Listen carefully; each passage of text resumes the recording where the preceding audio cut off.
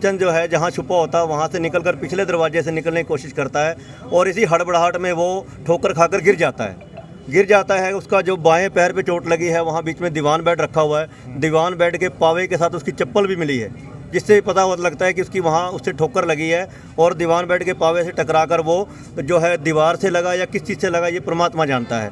उसके आईजी साहब ने पूर्ण आश्वासन दिया है कि मामले की निष्पक्ष जांच की जाएगी और हमने भी आईजी साहब से यही गुहार लगाई है कि दूध का दूध और पानी का पानी होना चाहिए और अगर हमारे परिवार के दोषी हैं तो उन्हें सज़ा मिलनी चाहिए, अगर नहीं है तो उन पर आँच नहीं आनी चाहिए। क्योंकि देखिए हमारा सारा परिवार जो है पिछले 50 सालों से देश सेवा कर रहा है। मेरे दादाजी भी आर्मी में थे।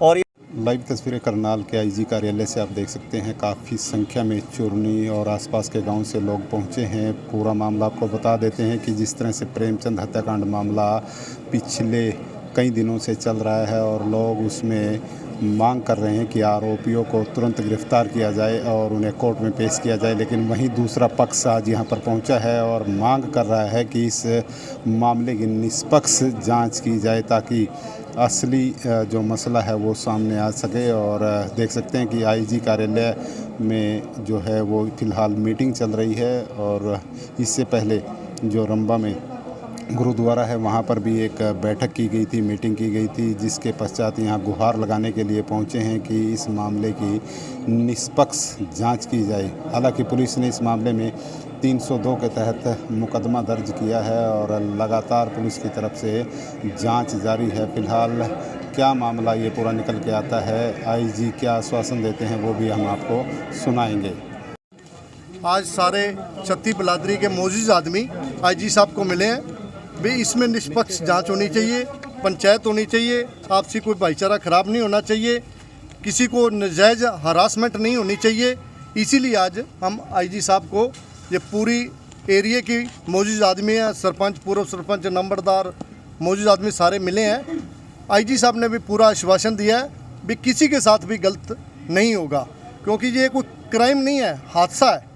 तो इसकी निष्पक्ष जांच होनी चाहिए, पंचायत होनी चाहिए, जो दोषी है उसको सज़ा मिलनी चाहिए, बाकियों को नाजायज हरासमेंट नहीं होनी चाहिए। और उन्होंने आश्वासन दिया। परिवार के लोग जो है प्रेमचंद जो जिनकी मौत हुई है अभी तक संस्कार नहीं कर रहे हैं, तो उनसे कुछ अपील रहेगी?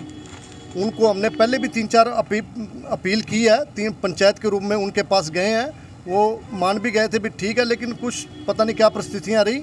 अब दोबारा पंचायत होगी, निबट जाएगा, आपसी भाईचारा बना रहेगा। क्या वो कह रहे हैं हत्या की है, 3 लोगों के खिलाफ मामला भी दर्ज हो चुका है हत्या का?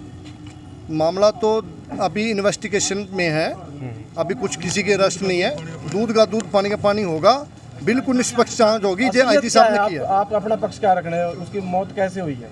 हम अपना पक्ष नहीं रखें, हम तो पंचायती पक्ष रखेंगे। क्या बात बताइए जो आरोपी पक्ष? हादसा है जी। किस तरह होया हादसा, का भी कोई कारण होगा?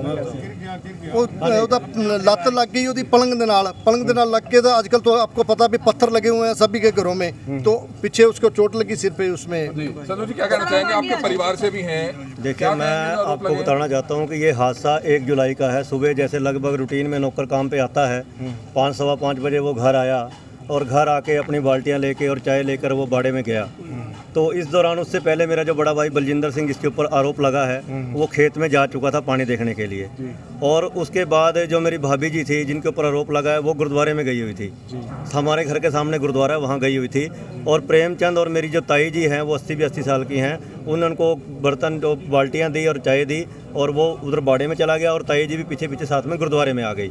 उस समय फिर थोड़ी देर बाद क्या होता है कि प्रेमचंद के दिमाग में क्या बात आती है परमात्मा जानता है, कि वो चाय पीकर बाल्टियाँ वहीं रखकर बाड़े में वापस घर में आ जाता है और ऊपर आ जाता है। ऊपर घर में आ जाता है तो ऊपर वो अंदर होता है, किसी को नहीं पता क्या कर रहा है। भाभी जी आती हैं पीछे से गुरुद्वारे में से माथा टेक कर, और जब वो सीढ़ियाँ चढ़ती हैं तो सीढ़ियाँ चढ़ते हुए जब उसकी आवाज़ आती है तो उसको पता लगता है नीचे कोई आया हुआ है, तो इधर वो दाएं बाएं अंदर छुप जाता है कमरे के अंदर। तो भाभी जी चुपचाप जो है रसोई में चली जाती हैं, उनको नहीं पता अंदर कोई है या नहीं है, तो वो अपना रसोई में चली जाती हैं। जैसे ही वो अपना रसोई का काम करने लगती हैं तो प्रेमचंद जो है जहाँ छुपा होता है वहाँ से निकलकर पिछले दरवाजे से निकलने की कोशिश करता है और इसी हड़बड़ाहट में वो ठोकर खाकर गिर जाता है। उसका जो बाएं पैर पे चोट लगी है, वहाँ बीच में दीवान बेड रखा हुआ है, दीवान बेड के पावे के साथ उसकी चप्पल भी मिली है, जिससे पता लगता है कि उसकी वहाँ उससे ठोकर लगी है और दीवान बेड के पावे से टकराकर वो जो है दीवार से लगा या किस चीज़ से लगा ये परमात्मा जानता है। उसके बाद जैसे ही उसने जाली वाला दरवाज़ा खोला पिछली गैलरी में, वो गिर गया गिरने के बाद जैसे ही वो गिरा तो उसकी आवाज़ आई गिरने की, तो भाभी जी जो है वो रसोई से बाहर आई। तो उसने जब देखा पीछे जाकर तो वो प्रेमचंद पड़ा हुआ था, लेटा हुआ था, बेसुध था। तो उसने कहा, प्रेम तू यहाँ कैसे आ गया? तो दूध निकालने गया हुआ था, लेकिन वो कुछ नहीं बोला, उसने कोई प्रतिक्रिया नहीं दी। तो जब भाभी ने देखा कि वो प्रतिक्रिया नहीं दे रहा है, तो उसने पीछे मेरी जो उससे पीछे हमारा घर है, मेरी छोटी भाभी जो है वो भी जो पशुओं का दूध निकाल रही थी, उसको बोला कि राजू को बुला दो। राजू हमारे परिवार में दूसरे में नौकर है, लेकिन बदकिस्मती रोककर जो राजू है वो भी दूसरे छोटे भाई के घर चारा डालने गया हुआ था, वो वहाँ नहीं था। तो भाभी जी ने जो दूध निकालने के बाद पीछे घर में गई, और घर में गई जो मेरा जो भाई सूबेदार जिसका नाम आया हुआ है, तो वो उस समय पाठ पूजा कर रहे थे, नित्यनेम कर रहे थे, अमृतधारी सिख हैं वो। तो वो पाठ पूजा कर रहे थे। उन्होंने उसकी वाइफ को बोला कि भाई जी कहाँ है? उनका नौकर ऊपर छत पे गिर गया, भाभी जी आवाज़ लगा रहे हैं, उनको जाके मदद करें। तो उसकी वाइफ ने वाइफ ने उसको भाई को बोला कि आप जाए जल्दी, उसको नौकर गिर गया, भाभी जी आवाज़ लगा रहे हैं। तो भाई जो है वो अपनी पूजा करते ही अरदास बीच में छोड़कर जो है उसकी मदद करने के लिए दौड़े हैं। और उनके घर के पीछे हमारे पिछले साइड एक दरवाज़ा है, तो वो पिछले दरवाजे से गए और ऊपर चढ़े, और जहाँ वो प्रेमचंद गिरा हुआ था उसको उठाया। उठाते समय उसकी थोड़ी सी उल्टी वगैरह भी निकली, उसके कपड़ों में गिरी। तो वो उसको किसी तरह उठा के सीढ़ियों से नीचे लेके आ रहे थे। तो जैसे वो सीढ़ियों से उतार रहे थे, तो उनको अकेले उतारने में थोड़ी दिक्कत हो रही थी। तो उसमें तभी मेरी भाभी जी ने जो है, पड़ोस में एक RMP डॉक्टर है, तो उसको आवाज़ लगाई गुलशन सैनी को कि गुलशन आ जाओ, ऐसे नौकर को थोड़ा चोट लगी, उसको देखो। तो वो गुलशन भी आ गया, 4-5 पौड़ियाँ उसने भी मदद की उसको नीचे उतारने में। तो उसको नीचे उतारा, चारपाई पे लेटाया, उसको पानी वगैरह पाइप पे आया। तो उससे पूछा, वो ठीक है? वो कहता मैं वैसे ठीक हूँ, मेरे को चक्कर आ रहे हैं। तो वो चारपाई पे लेट गया। तो इस दौरान मेरी बड़ी भाभी जी ने जो है भाई को फ़ोन किया, वो खेतों में गए हुए थे, खेतों में फ़ोन करे कि ऐसे करके नौकर को चोट लग गई, आप घर पे आ जाओ। तो भाई जो है वो 15-20 मिनट में मोटरसाइकिल पे घर में आ गया। और जब भाई घर में आ गया, तो घर में आते ही भाई ने उसकी हालत देखकर उसके बच्चों को फ़ोन किया कि आपके पापा को चोट लग गई, आप आ जाओ, इसको दवाई जो है दिलाते हैं और इसको ले जाओ। तो भाई जब उसके लड़के दोनों थोड़ी देर बाद आ गए, तो लड़के थोड़ी देर बाद आ गए, तो उन्होंने उसको देखा कि उसकी हालत ऐसी है। तो 2-4 उन्होंने बोला कि कैसे हुआ? तो भाई ने बताया गिर गया। तो उन्होंने कहा, गिरा नहीं, आपने मारा। ऐसा कहता है, ऐसा कुछ नहीं है, इसको चोट लगी है, गिर के चोट लगी है, आप पहले इसका इलाज कराओ, बाकी बातें बाद में करेंगे। तो वो कहते कार लेके आओ। कहता भाई तुम तैयार चलो, मैं ऊपर से चाबी लेके तैयार होके आता हूँ। तो इतने में वो उसका इंतज़ार किए, उसको मोटरसाइकिल बिठा के संगोहा आ गए। संगोहा में उसको दिखाया किसी डॉक्टर को। तो दिखाने के बाद उसने बोला कि ये तो कॉन्शियस है, इसको आप करनाल ले जाओ, मेरे बस का नहीं है। तो उसको ट्रामा सेंटर लेके आ गए। ट्रामा सेंटर लेकर जैसे ही वो आए, तो ट्रामा सेंटर में उसकी हालत को देखते हुए उन्होंने उसको PGI रेफ़र करने की सलाह दी।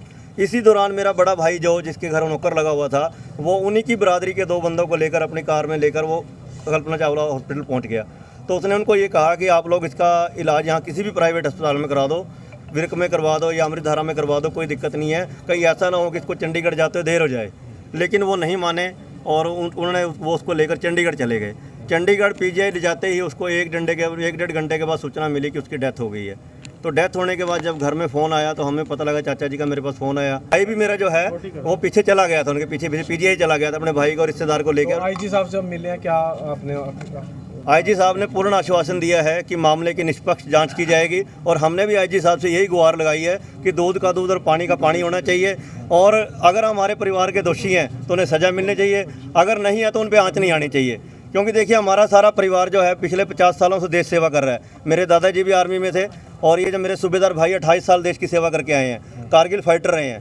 और जो दूसरे उनके बड़े जो छोटे भाई हैं, वो भी पुलिस से रिटायर हुए हैं, और एक भाई एयरफोर्स से रिटायर होकर फायर ब्रिगेड में काम कर रहे हैं। एक मेरी भतीजी जो अभी लेफ्टिनेंट सेलेक्ट हुई है, और मैं टीचिंग। चुरनी गांव का प्रेमचंद हत्याकांड मामला फिलहाल जो दूसरा पक्ष है, जो आरोपी पक्ष है, वो IG करनाल से मिलने पहुंचा और पूरे मामले की जो जांच है, निष्पक्ष जांच करवाने की मांग यहां पर की गई है। SP सतेंद्र गुप्ता ने भी आश्वासन दिया है कि इस मामले में वो पूरी निष्पक्ष जांच करेंगे और दूध का दूध और पानी का पानी फिलहाल किया जाएगा। इससे पहले जो गुरुद्वारा है रंबा में, वहाँ पर भी दूसरे पक्ष की जो आरोपी पक्ष है उसकी एक बैठक हुई और प्रशासन से गुहार लगाई गई है कि इस मामले में निष्पक्ष जांच करवाई जाए। फिलहाल ये मामला पूरी तरह से पेचीदा बना हुआ है और जो मृतक है प्रेमचंद, उसके शव का 4 दिन बाद भी संस्कार नहीं किया गया है। इस मामले में जो भी अपडेट होगा वो हम आपके साथ शेयर करते रहेंगे। आप सभी साथियों की गुजारिश, इस खबर को ज़्यादा से ज़्यादा शेयर करते रहें। मैं हूं विशपाल राणा, नमस्ते भारत न्यूज़ के लिए करनाल।